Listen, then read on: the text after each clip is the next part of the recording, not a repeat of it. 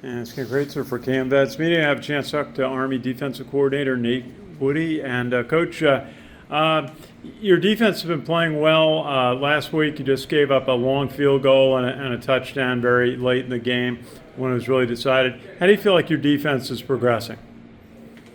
We're getting a lot of experience. I think being able to play a lot of different offenses and seeing a lot of different type of tempos, a lot of different formations, and just trying to match up the strengths and the weaknesses. And I think our guys are getting better. They're continuing to improve. We still got a ways to go.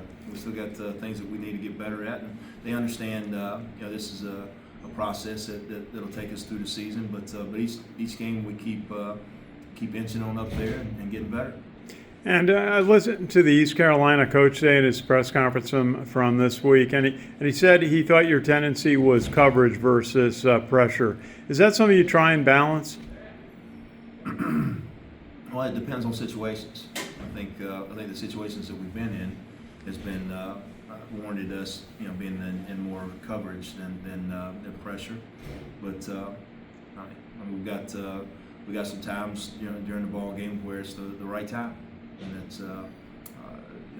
that's been key for us this first 6 games is this the timing of different coverages or blitzes or just somebody making a play and getting a turnover. So I think I just want to keep doing what we've been doing. And their coach said he wasn't ready to commit on which quarterback of the two might play this week. What do you see in the East Carolina offense? I think it's similar to the Lane Kiffin style of offense. I think these guys do a good job of changing the tempo and getting it ultra fast and really hard to get lined up and get any kind of communication between your defensive players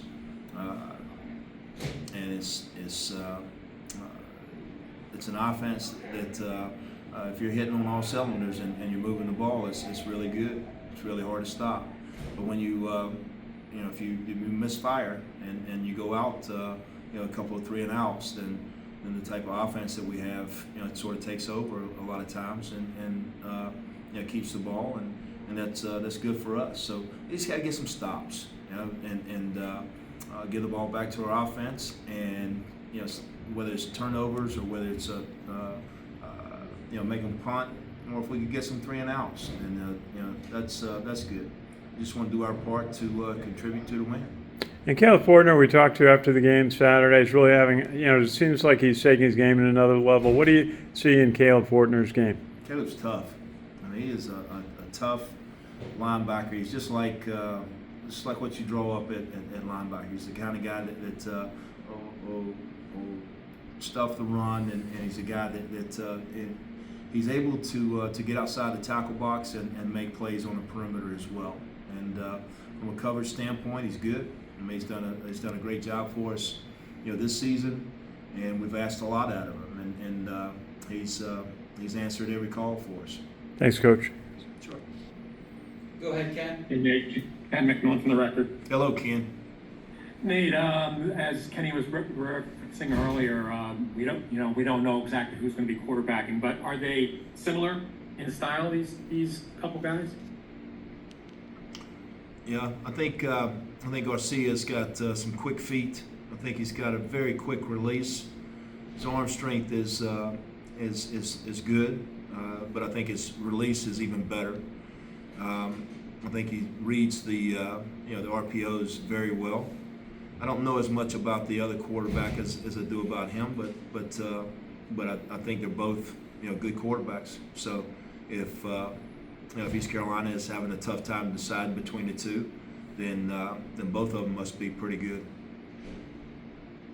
I think we asked you this 2 weeks ago with Tulsa going back and forth between quarterbacks and with different styles. That's got to be kind of difficult to keep track of, I imagine.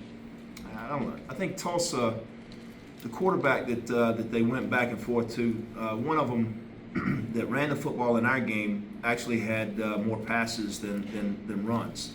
So I don't know if it's the quarterback so much as it is the game plan. and you get a feel for the game plan as you go along. So, we'll see what East Carolina's got in store for us. They've had 2 weeks to sit down and prepare and get ready for us and get healthy, and I'm sure we'll get their best shot. I know they're pretty much 2-to-1 yardage-wise passing versus rush, but how's their run game?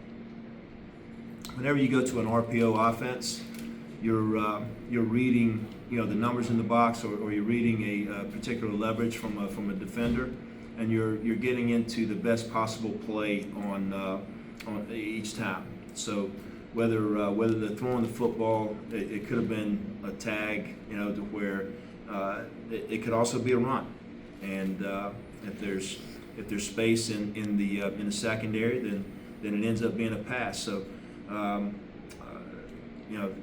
what you've got to be able to do is defend both, and where you put the extra defender, whether it's in the box or in coverage, is what they're reading.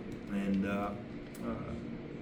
we've played against this style of offense before, and we'll see it again. So hopefully we can make some plays and we can get some turnovers, and that's even better.